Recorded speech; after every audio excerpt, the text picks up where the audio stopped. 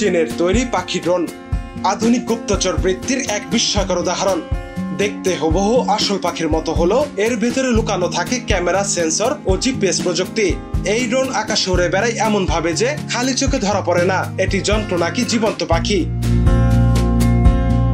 চীন এই ড্রোনগুলো মূলত ডাক প্রোগ্রামের আয়ত্তায় তৈরি করেছে।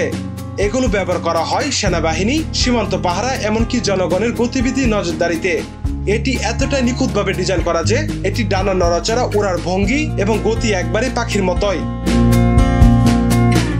বিশেষজ্ঞদের মতে এটি শুধু নজরদারির জন্যই নয়, ভবিষ্যতে যুদ্ধক্ষেত্রে ব্যবহার করার মতো বিপজ্জনক হয়ে উঠতে পারে, কারণ এতে যুক্ত করা যায় ক্ষুদ্র অস্ত্র কিংবা বিস্ফোরক।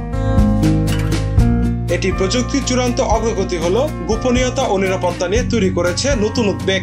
আসলে যখন পাখির মতো দেখতে একটি যন্ত্র আপনাকে আকাশ থেকে নজরদারি করে, তখন সেটি নিছক প্রযুক্তি নয়, এক ভয়ঙ্কর সতর্ক বার্তা।